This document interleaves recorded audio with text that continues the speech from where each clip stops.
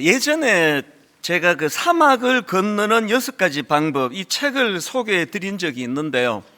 이 책에 보면은 이제 이 사막을 건너는 방법들을 몇 가지로 설명하면서 그 중에 아주 참 인상적인 그 대목이 있습니다. 사막을 건너는 방법 중에서 모래에 갇히면 타이어에서 바람을 빼라. 그러니까 이런 대목이 있습니다. 전에 말씀드렸지 않습니까? 인생은 하나도 변함이 없는 그런 산을 오르는 거가 인생이 아니다. 인생은 너무나 가변적인, 그래서 바람 한번 휙 불면 있던 도로가 없어져 버리고 또 바람 한번 휙 불면 없던 도로가 생기는 너무나 많은 변화가 있는 이 사막을 횡단하는 것 같은 게 이게 인생이다. 너무 그게 와닿는 겁니다. 누가 그걸 원했습니까만 병이 찾아오고 실직을 하게 되고 가정의 아픔을 겪고, 이게 바로 이 사막 같은 가변적인 상황에 놓이는 것 때문입니다. 그러다가 보니까 이 사막 같은 인생을 살아가다가 보면은 우리는 때때로 이 모래에 갇히는 것과 같은 이런 당황스러운 상황을 만난다는 겁니다. 이게 왜 위험한가 하면은요, 이 바퀴가 사막 모래에 빠져버리면 평상시 자기가 자랑하던 운전 실력, 경험, 이 하나도 소용이 없어지는 거거든요. 그렇기 때문에 이 인생의 바퀴가 사막 모래에 빠지는 이런 당황스러운 일을 만나게 되면은 타이어에서 바람을 빼라는 겁니다. 여기서 말하는 그 타이어의 바람을 빼는 게 뭘 뜻하는지 대략 짐작할 수 있지 않습니까? 그동안 자기가 의지했던 경험, 지식, 그리고 또 이런 교만한 태도 있지 않습니까? 나는 내 인생을 책임질 수 있어. 내 인생의 타이어는 튼튼해, 문제 없어. 그래가지고 이제 스스로 그 모래에서 빠져나가려고 발버둥을 치면 점점 깊이 빠져들어가는 거거든요. 그래서 우리가 이 땅을 살아가다가 이런 위기를 만나면 이제 자기가 뭘 해보겠다고 자꾸 발버둥 치는 게 아니라 타이어의 바람을 빼는 거죠. 힘을 빼야 된다는 거죠. 이런 의미에서 지난주에 우리가 살펴본 시편 147편 10절 11절이요. 여호와는 말의 힘이 세다 하여 기뻐하지 아니하시며 사람의 다리가 억세다 하여 기뻐하지 아니하시고 여호와는 자기를 경외하는 자들과 그의 인자하심을 바라는 자들을 기뻐하시는도다. 지금 내 인생의 타이어가 사막 모래에 빠져있는 이것만 두려워하지 말고 그것들을 뛰어넘어 일하시는 여호와 하나님을 경외하면, 그래서 내 힘 빼고 하나님을 의지하면 이런 위기에서 빠져나갈 수가 있다. 그런 내용의 메시지가 바로 이제 사막에서 바퀴가 모래에 빠지면은 이제 힘 빼야 된다. 타이어 바람을 빼야 된다. 그게 주는 메시지가 이런 것 같습니다. 저는 오늘 본문 말씀도 이런 차원으로 살펴볼 수 있다고 생각을 합니다. 오늘 본문은 사도 바울이 고린도 교회 성도들에게 쓴 편지입니다. 이 고린도 교회는 바울이 개척한 교회인데요, 바울이 이제 그 고린도 교회를 떠난 이후에 그 교회에 여러 가지 문제가 생겼다는 가슴 아픈 이야기가 계속 전해지는 겁니다. 그래서 이런 상상을 해봤습니다. 제가 이제 분당 우리 교회를 사임하고 그리고 이제 아프리카 선교사로 갔는데 계속 분당 우리 교회에서 들려지는 이야기가 이제 이찬수 목사님 떠나시고 나서 이 교회가 지금 문제가 생기고 쪼개질 위험이 있고, 그리고 후임으로 오신 분이 알고 봤더니 그분이 싹군이래 가지고 교회가 지금 흔들거리고 있습니다. 그런 이야기가 들려지면 억장이 무너질 것 같아요. 잠을 이룰 수 있겠냐고요. 바울이 지금 그런 상황이에요. 그래서 사도 바울이 이 편지를 쓰는 거거든요. 실제로 이 고린도 교회가 여러 가지 문제를 안고 있었는데요, 그 중에서 가장 심각한 문제는 그 교회 안에서의 분쟁과 파벌의식입니다. 그래서 사도 바울이 이렇게 고린도전서 1장 11절에서 기록합니다. 내 형제들아, 글로에의 집 편으로 너희에 대한 말이 내게 들리니 곧 너희 가운데 분쟁이 있다는 것이라. 그 분쟁이 어느 정도인가 하니까요. 그 다음 12절입니다. 내가 이것을 말하거니와 너희가 각각 이르되 나는 바울에게, 나는 아볼로에게, 나는 게바에게, 나는 그리스도에게 속한 자라 한다는 것이니, 이게 지금 교회가 편이 갈라져 가지고 나는 담임 목사 편이다, 나는 장로들 편이다, 나는 부교육자 편이다, 이런 식으로 막 지금 산산조각이 나 있는 겁니다.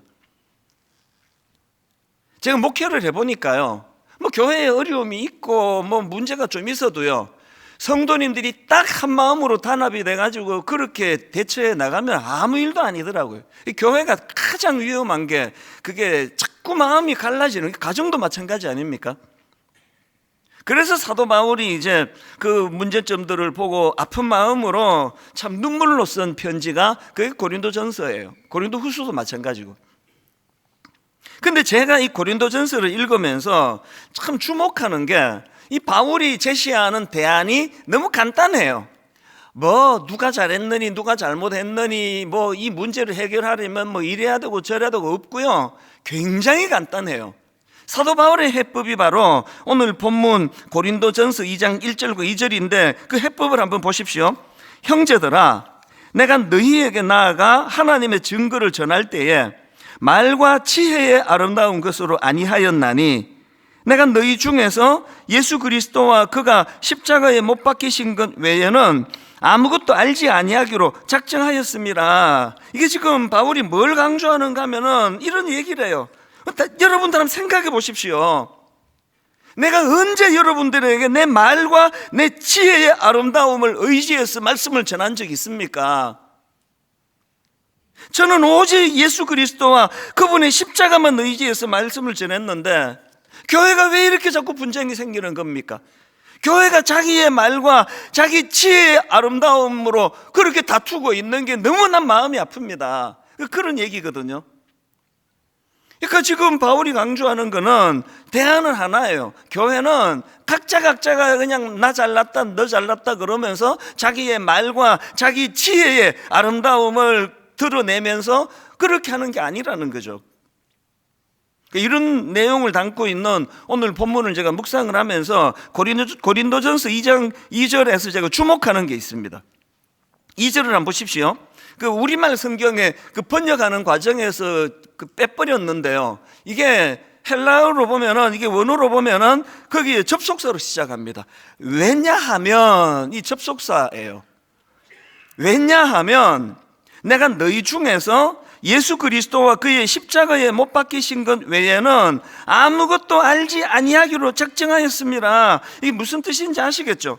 자기가 예수 그리스도와 십자가를 의지하는 건 자기의 말과 지혜의 아름다움을 의지하면 안 되기 때문에, 그렇기 때문에 본인은 어떻게 한다고요? 나는 예수 그리스도와 그의 십자가에 못 박힌 것 말고는 관심을 갖지 않기로 뭘 했다고요? 작정했대, 작정. 이게 굉장히 중요합니다. 신앙생활은 머리로 깨닫는 것으로 끝나는 게 아니라 깨달은 말씀을 가지고 자기 삶에서 결단하는 거예요. 난 이렇게 하기로 결단하는 거죠. 바로 이 본문 말씀 2절에 대하여 그 로이드 존스 목사님이 쓴 십자가에 못 박히신 예수 그리스도, 이런 제목의 책이 있는데요, 이 책에 보면은 왜 바울이 이렇게 비장하게 결심을 하는가, 결단을 하는가, 이 부분에 대해 설명하는 그 대목이 나오는데, 로이드 존스 목사님의 해설을 한번 들어보십시오. 사도는 대체 왜 이런 결심을 한 것일까요? 오늘날 복음을 전하는 모든 이들과 교회가 같은 결심을 해야 하는 이유는 무엇일까요? 저는 오늘날 교회가 바로 이 결심을 하지 않았기 때문에 능력을 잃고 사람들에게 무시당하는 것이라고 확신합니다. 너무 동의가 돼요. 오늘 이런 말씀 우리가 왜 읽어야 된다고요? 왜 우리도 사도 바울처럼 우리도 결심하는 거죠? 나는 이제 예수 그리스도와 그분의 십자가 외에는 의지하는 것이 아무것도 없기를 원합니다. 왜 이런 아무도 없기를 결단합니다. 결심합니다. 왜 이게 필요한가 하니까요. 지금 여러분, 한국 교회도 참 가슴 아픈 현실 아닙니까? 교회가 지금 능력을 잃어버리고 그래서 세상 사람들에게 지금 무시당하고 있는 게 현실 아니냐고요. 이 옛 어른의 그 깊은 영성을 가진 이 목사님의 진단에 따르면 왜 이렇게 됐냐고요? 우리가 이 바울과 같은 이런 결단을 하지 않기 때문이라는 겁니다.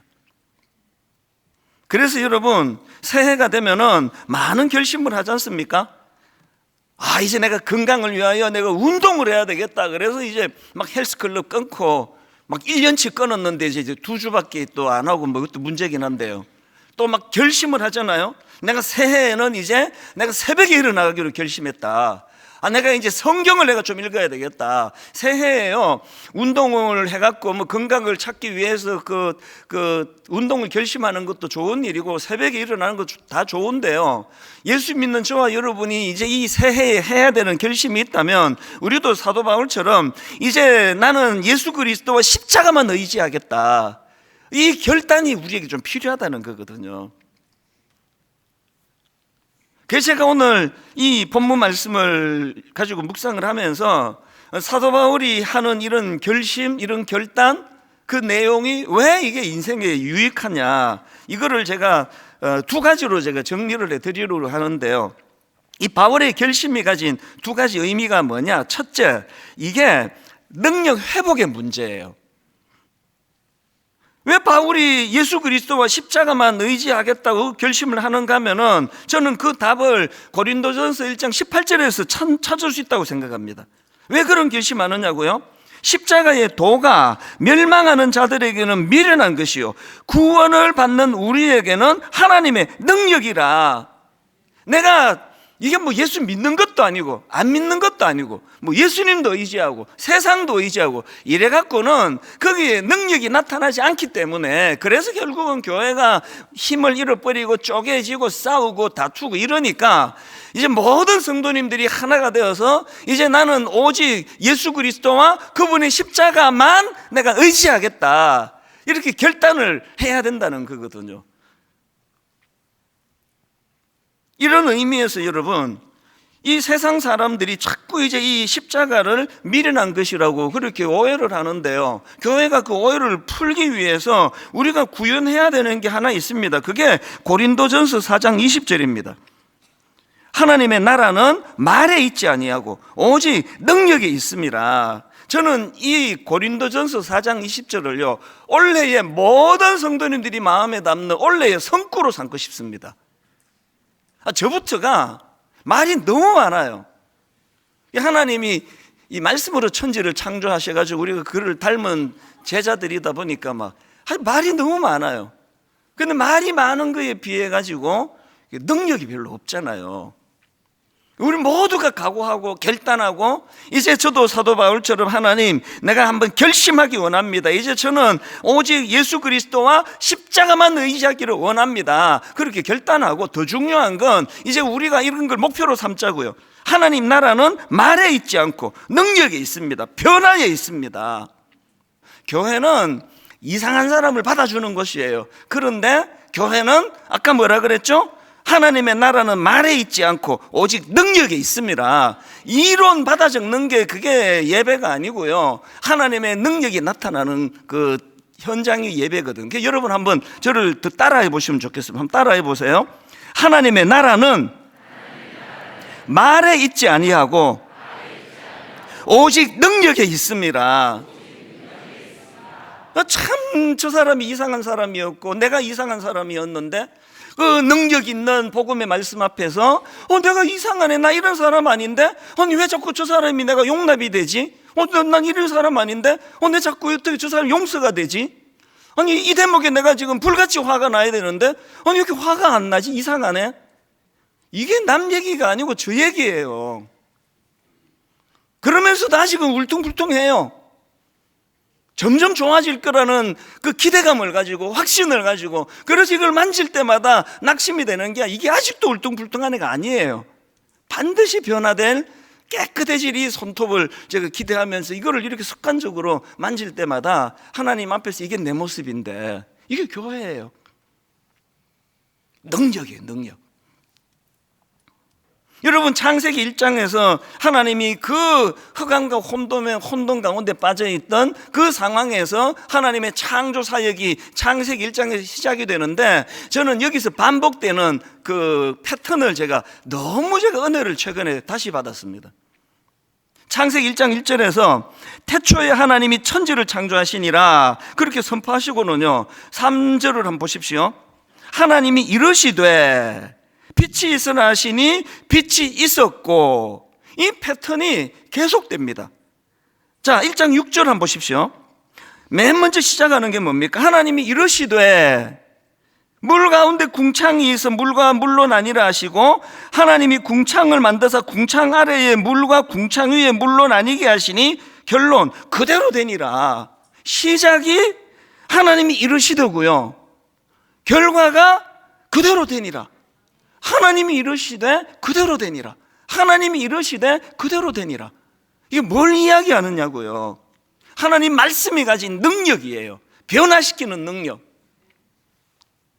우리가 지금처럼 이렇게 세상 사람들 앞에 조롱당하고 끝까지 교회가 그게 그 웃기는 집단이지 뭐 하는 데냐, 교회가 이상한 것들이 모여가지고 이렇게 교회를 조롱하고 이렇게 한다 할 때, 그것을 대응하는 유일한 우리의 대응은 하나예요. 하나님의 능력을 경험하는 거죠. 하나님의 능력. 그래서 나도 그 예수 믿기 전에는 당신처럼 그렇게 생각했는데 내가 예수 믿고 그게 아니더라. 교회는 능력이더라. 변화를 일으켜 주더라. 내 안에서 이상한 그 신기한 마음이 무너지고 낙심되고 절망되는 상황에서도 신비하게 주님이 주시는 기쁨이 새 노래를 만드는 걸 경험하더라. 당신도 와서 이거 한번 경험해봐라. 이게 교회여야 되는 거죠. 저는 J.D. 그리어라는 분이 쓴 Jesus Continued라는 그 책에서, 이 책의 부제가요, 요즘에 제 마음의 구호예요. 이 책의 부제가 이렇습니다. 복음으로 천하를 어지럽게 하라. 복음으로 천하를 어지럽게 하라. 이게 저와 여러분의 구호가 되기를 원해요. 복음으로 천하를 어지럽게 하라. 막 지금처럼 막 분쟁으로 천하를 어지럽게 하라. 이건 안 되잖아요. 복음으로, 복음의 능력으로, 변화를 일으키는 복음의 능력으로 천하를 어지럽게 하라. 이런 일이 가능하기 위해서 우리는 사도 바울의 고린도전서 2장 2절에 사도 바울의 이 결심, 나는 결단하노라, 이 필요하다는 거죠. 그런가 하면 두 번째로요, 오늘 본문에 나오는 사도 바울의 결심이 가진 의미가 뭐냐? 이건 그 하나님에 대한 전적인 의지의 문제라는 겁니다. 지금 바울이 나는 그리스도와 십자가 외에는 아무것도 알지 않겠다, 이 결심이 중요한 이유는요, 자기가 이제 주님에게 집중할 때에 아까 거기서 능력이 나타나는데요. 그래서 여러분, 누가 이제 회사 갔더니 여러분 보고 근데 그 종교가 있습니까? 그러면 여러분이요, 나 기독교입니다. 그리고는 나 예수 믿습니다. 이렇게 말씀을 만약에 여러분 하시잖아요. 그 뜻은요, 나는 예수 믿습니다. 이 말은요, 나는 예수님만 믿습니다. 이런 뜻이에요. 나 예수 믿습니다. 이 말은 나는 예수님만 믿습니다. 이런 뜻이라니까요. 나는 예수님도 믿고요, 나는 돈도 믿고요, 또 필요할 때 부처님도 믿고요, 또 알라신도 믿습니다. 그건 예수 믿는 게 아니에요. 나는 예수 믿습니다. 이 신앙 고백에는 나는 예수님만 믿습니다예요. 그래서 사도 바울이 지금 나는 그리스도와 십자가 외에는 아무것도 알지 않기로 나는 결심했다, 결단했다, 이거는 나는 예수 제대로 믿겠다, 그 표현이에요. 왜 그래야만 하느냐고요? 왜 여러분이 예수님만 믿어야 되는지 아십니까? 이건요, 그 주님에 대한 전적인 의지의 문제예요. 예수님이 하신 말씀이 요한복음 15장 5절입니다. 나는 포도나무요, 너희는 가지라. 그가 내 안에, 내가 그 안에 거하면 사람이 열매를 많이 맺나니 나를 떠나서는 너희가 아무것도 할 수 없습니다. 그리고 요한복음 15장 4절이요. 내 안에 거하라. 나도 너희 안에 거하리라. 가지가 포도나무에 붙어 있지 아니하면 스스로 열매를 맺을 수 없음 같이 너희도 내 안에 있지 아니하면 그러하리라. 지금 주님의 이 말씀은요, 지금 이 가지가 포도나무에 붙어 있는 건 이건 생존이에요. 이거는 삶과 죽음의 문제예요. 왜 여러분 우리가 나는 예수님만 믿습니다라고 고백을 해야 되는가 하면, 그거는 지금 가지가 포도나무에 붙어 있기 위한 몸부림이에요. 안간힘을 쓰는 거거든요. 제가 2주 전에 저희 어머니 소천 소식을 듣고는요, 이게 뭐 이제 연말에 막 이제 비행기표 구하기도 너무 어렵잖아요. 그래서 막 부랴부랴 막 그렇게 해가지고 이제 급하게 장례 치르려고 이제 비행기를 탔는데요. 그 와중에 제가 비행기에서 읽을 책을 4권을 갖고 갔어요. 그리고 노트북을 갖고 가서 그걸 옮겨 적고 하려고 그렇게 막 무겁게 해가지고 갔는데요. 그 4권 중에서 유독 제가 계속 반복해서 읽었던 책이 있는데요. 그게 아까 소개해드렸던 로이드 존스 목사님이 쓴 십자가에 못 박히신 예수 그리스도, 이 제목의 책이에요. 아주 얇은 책인데요. 지금 어머니 장례를 치르러 가는 너무 가슴 아픈 그 상황 속에서 제가 왜 이 책을 계속 읽었을까요? 우리 하나님은 참 놀라운 분이에요. 제가 사실 어머니가 돌아가시기 전에 이미 이제 새해는 분당 우리 교회가 부흥을 선언하기를 원한다. 이제 한번 분당 우리 교회는 일어설 것이다. 한번 달려갈 것이다. 꿈을 꿀 것이다. 이런 마음의 소원을 주셨기 때문에, 그래서 제가 오래전부터 이제 2024년 새해 첫 주 첫 예배는 이제 오늘 이 본문, 오직 그리스도와 그분이 십자가를 선포하는 것으로 내가 말씀을 전할 것이다, 이렇게 이미 준비해 놓은 거거든요. 그런데 하나님께서는 저 개인에게 먼저 그 일을 하나님께서 허락해 주셨어요. 그래서 제가 비행기에서 그 책을 읽으면서 마음으로 많이 다짐을 했습니다. 고린도전서 2장 2절 오늘 본문이요. 내가 너희 중에서 예수 그리스도와 그가 십자가에 못 박히신 것 외에는 아무것도 알지 아니하기로 작정하였습니다. 고린도전서 1장 18절 십자가의 도가 멸망하는 자들에게는 미련한 것이요 구원을 받는 우리에게는 하나님의 능력이라. 그 책을 보면서 그 비행기 타고 장례 끝나고 돌아오는 중에도 또 읽었습니다. 하나님이 이 찬양을 저에게 주신 지는 한두 달 됐을까요? 그랬는데 이게 본격적으로 제 마음에서 작동을 이 찬양이, 심지어는요 장례식 중에 하나님이 제 마음에서 막 이 찬양을, 가사를 제가 다 못 외워요. 그래서 이제 다 가사를 부르지도 못하는데 막 제가 예를 쓰면서 이 찬양의 곡조를 가지고 막 그렇게 이제 장례식장에서 많이 울기도 하고 그랬었습니다. 이 찬양이요, 찬양의 심포니라는 제목의 찬양입니다. 제가 가사를 한번 읽어드릴게요. 우주의 작곡자요 지휘자가 주의 오케스트라 앞에 서네. 피조물은 정교한 악기들로 하늘의 물이 환호하네. 여러분, 신앙생활에서 중요한 건 상상력이에요. 영적인 상상력을 가지고 지금 이 가사가 묘사하는 그 장면을 한번 머리로 한번 그려보세요. 그 다음 가사가 이렇습니다. 찬란한 사계절 박자를 알리네. 주님 신호에 태양 새벽 나팔 부네. 지금 아침 일출을 이렇게 지금 묘사한 거예요. 회오리 바람 힘차게 불어와 지휘봉에 맞춰 몰아치네. 대양의 파도가 해안을 두들기고 은하수 춤추며 회전하네. 거칠은 박자로 빗방울 떨어지네. 천둥과 번개도 손뼉치네. 심포니로 찬양, 주님께서 지휘하시네. 크고 작은 만물들 모두 소리 높여 심포니로 찬양해. 그리고 그 다음 가사가 주님을 이렇게 찬양합니다. 존귀 존귀 죽임당하신 어린 양 심포니로 찬양. 옛부터 계신 주님께 영광. 크고 작은 만물들 모두 소리 높여 심포니로 찬양. 존귀 존귀 죽임당하신 어린 양, 존귀 존귀 어린 양 예수 심포니로 찬양, 심포니로 찬양. 장례식이 지금 벌어지고 있는데 미국은 또 그 고인의 그 장례관을 열잖아요. 그렇게 예쁘게 화장을 하고, 그래서 제가 막 어머니가 이게 막 잘 잤다 그러고 막 일어나오실 것 같은 거예요. 그 눈물의 장례식 가운데 하나님이 이 찬양을 제게 주셨어요. 그리고 하나님이 놀라운 깨달음을 주셨는데요, 이 찬양을 막 아마 한 수십 번, 수백 번을 제가 계속 되뇌었을 겁니다. 그러는 가운데 하나님이 주신 두 가지 깨달음이 이거예요. 지금 내 영혼이 연주자로 하나님 앞에 서기를 원한다면 내 인생의 지휘자는 예수 그리스도세요. 여러분, 내 인생의 지휘자, 저는요 소천으로 인한 어머니의 부재가 너무 마음이 아파요. 그리고 저는 어머니의 영향을 많이 받은 사람이에요. 그러나 여러분, 저는 확실하게 선포합니다.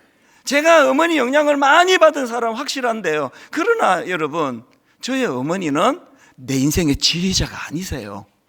내 인생의 지휘자는 예수 그리스도세요. 그런가 하면 또 하나 깨달음이 있었는데요. 제가 이 찬양의 심폰이라는 찬양을 묵상할 때 깨달은 게, 우리 삶의 지휘자가 예수 그리스도라면 우리 삶에 그분이 원하시는 악보가 필요하다는 거죠. 악보. 이 악보가 그분이시 성경이에요. 우리 성가대를 보면은 어떨 때 다 이제 악보 안 보고 외워서 하잖아요. 그건요, 악보 없이 제멋대로 한다는 게 아니에요. 악보를 너무 소중히 여기기 때문에 일단 외우신 거예요. 그리고 지휘자 보고 집중해서 그렇게 아름다운 찬양이 연주가 되는 거 아닙니까? 홈페이지 들어오시면요, 이제 또 1년 1독, 또 3년 1독, 드라마 바이블, 그리스도 중심의 성경 읽기, 성경 읽기표, 여러 종류의 여러분들이 골라 하시도록 다 내놓은 이유는 악보가 없는데 무슨 찬양을 연주합니까? 오늘 결론을 이렇게 맺기 원합니다. 이제 하나님, 제가 이제 내 인생의 지휘자가 내 남편이 아니고 내 아내가 아니고 내 자식들이 아니고, 내가 우리 부모님을 존경하지만 우리 부모님은 나보다 앞선 연주자시지, 우리 부모가 내 인생의 지휘자가 아닌 걸 알게 됐습니다. 내 인생의 지휘자로 예수 그리스도를 바라보기 원합니다. 그리고 그분의 말씀을 다루고 있는 악보, 성경 말씀을 내가 가까이 하기를 원합니다. 여러분, 우리가 이제 좀 더 큰 그림을 그리자고요. 맨날 그 아무것도 아닌 거 가지고 맨날 다투고 싸우고 오해하고 섭섭하다 그러고 막 이게 좀 이제 지긋지긋하잖아요. 큰 그림을 그리면서 태양이 올라오고 우주가 움직여지고 그 우주를 지휘하시는 그 하나님이 내 인생의 지휘자가 되신다는 사실, 그런가 하면은 작년에 계속 강조드렸잖아요. 올해부터 분당 우리 교회 예배는 관람객 한 분이세요. 하나님 한 분을 모시고 그분 앞에 거대한 연주를 드리는 게 예배예요. 그분 앞에 퍼포먼스예요. 그래서 우리가 받아 적고 참 은혜 받고 이것도 하나님 앞에 드리는 헌신이에요. 더 표현하자고요. 더 강렬하게 표현하자고요.